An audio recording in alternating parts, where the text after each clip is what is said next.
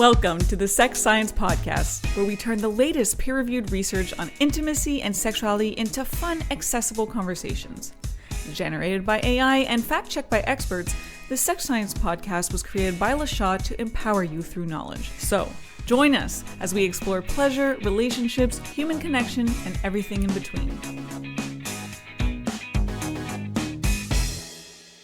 Hey everyone, welcome back for another deep dive. Today we are looking at how your motivations, those things that drive you, can actually shape your attitude towards using condoms. We'll be looking at a study from Current Psychology. All right, so walk me through this a little bit. What kind of study are we talking about? Well, they use something called regulatory focus theory to understand people's attitudes towards using condoms. And it kind of boils down to this idea of whether you're more motivated by seeking pleasure or avoiding risks. Yeah, so think of it like this. Someone with a prevention focus is all about minimizing harm. They're always wearing a seatbelt. They're motivated by safety and security. Mm-hmm. On the other hand, someone with a promotion focus is driven by pursuing rewards, good outcomes, like going for that extra slice of cake, even if it's not the healthiest choice. So they're motivated by maximizing pleasure. Okay, that makes a lot of sense. But how does this relate to condoms? Because it's not exactly choosing dessert or salad. Right. Well, that's where it gets interesting. The study found that people with a strong prevention focus, those security seekers, they actually had much more positive attitudes towards condoms across the board. So they saw condoms as more reliable? Yes, but it goes even beyond that. They reported experiencing more pleasure using them, felt less stigma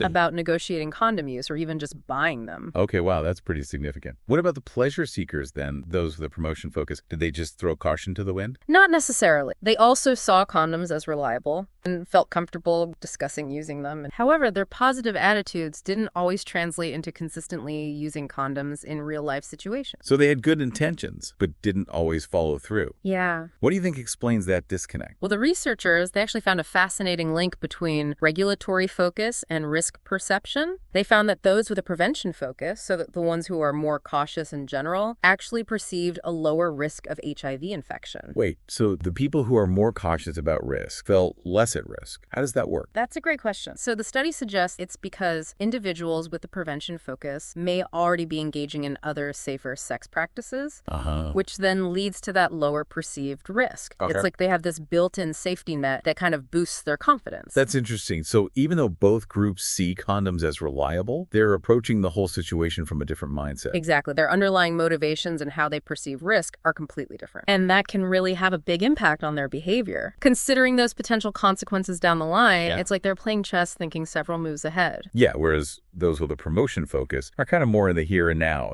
Right. They're prioritizing that immediate pleasure over those long-term risks. Exactly. And that's likely why we see that gap between those positive attitudes towards condoms and actual consistent use. Now, the study also explored whether personality traits played a role in all of this. Yeah, I would imagine personality has got to factor in there somewhere, how you approach risk in general. So what did they find? Did certain personalities gravitate towards a prevention or promotion focus? Well, interestingly, while personality did have some influence, regulatory focus still had a significant impact on people's attitudes towards condoms, even when taking personality into account. Wow. So it's not just about whether you're naturally conscious or impulsive. There's something deeper going on. Precisely. Regulatory focus seems to be its own independent factor influencing how people feel about condoms. Okay, that's really fascinating. Did the study say anything about gender differences? Do men and women approach condoms used differently based on their regulatory focus? Yeah, that's another interesting finding. So women with prevention focus, those security seekers, they were more comfortable negotiating condom use. Oh, that's good. It seemed like they felt empowered to prioritize their safety. That's great to hear. I think it's really encouraging that focus on safety can kind of translate to feeling confident about speaking up for yourself. What about the men? Well, for men, the pattern was actually reversed. Oh, really? Yeah, men with a promotion focus were less likely to feel any stigma around using condoms. So for them, it was more about not seeing condoms as a negative thing or something to be embarrassed about.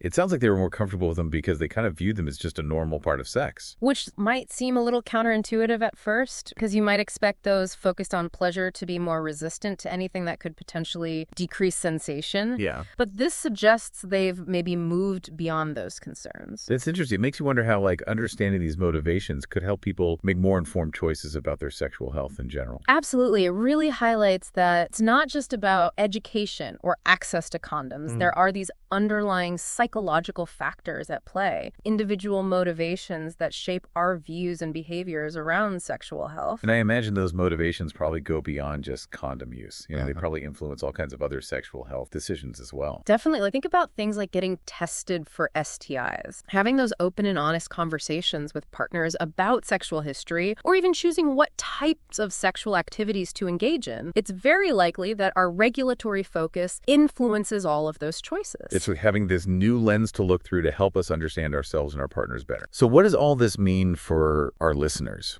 Condom attitudes and regulatory focus. I think the key takeaway here is really the power of self-awareness. Understanding your own motivations, whether you lean towards security or pleasure, can offer incredibly valuable insights into your sexual health decision-making. It's like shining a light on, those unconscious biases and patterns we all have. Exactly. And once you have that awareness, you can start making more conscious, deliberate choices that truly align with your values and priorities. So if you know you're someone who prioritizes security, you might be more proactive about initiating those conversations about condom use or making sure you always have condoms available. And if you're more pleasure-focused, you might need to be more mindful of those long-term risks and make sure that immediate gratification doesn't overshadow your health and well-being. It's all about finding that balance. And understanding your regulatory focus can help you strike that balance more effectively. Yeah, this has been such an eye-opening conversation. I bet everyone listening is already thinking about their own motivations and how they might be influencing their choices. I hope so, because that's really the first step towards making more informed and empowered decisions about your sexual health. It's like having a new tool to kind of help us navigate those sometimes tricky conversations about sexual health, right? And hopefully this new understanding can lead to more open and honest communication between partners. And understanding those differences can lead to more empathy and understanding in your relationship. So for our listeners out there, if you know your dominant regulatory focus, how might this change how you approach conversations about sexual health and safer sex practices? Think about how your focus on security or pleasure influences your comfort level. When talking about these things, your willingness to negotiate, and even just how you perceive risk. There's no right or wrong answer here. It's all about figuring out what works best for you and your partner. Exactly. Everyone's on their own unique journey when it comes to sexual health. Well, this deep dive has given us a lot to think about. If any of our listeners want to learn more about this, where can they find the full research article we've been talking about? Yeah, the full study, Seeking Security or Seeking Pleasure in Sexual Behavior, examining how individual motives shape condom use attitudes, can be found in Current Psychology. Perfect, and we'll include a link to that in the show notes for easy access. Any final thoughts for our listeners before we wrap up? I just encourage everyone to keep learning about this topic, learn more about regulatory focus theory, examine your own motivations, and always keep those lines of communication open and honest with your partner. Beautifully said. By understanding these dynamics, we can all make more informed choices that allow us to prioritize both pleasure and safety in our lives. Thanks for joining us on this deep dive. Until next time, stay curious.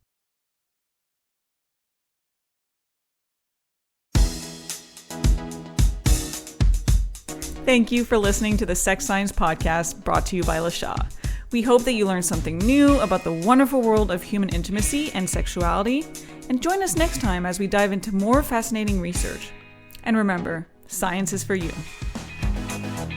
Music for this podcast was produced by SOUNDRAW.